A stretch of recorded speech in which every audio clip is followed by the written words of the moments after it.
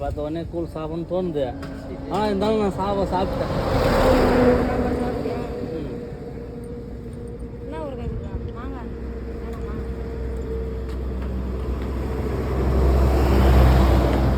பூண்டு வரலாம் சின்னதாக ஒரே மாங்காய் எடுத்துக்கிட்டுமா?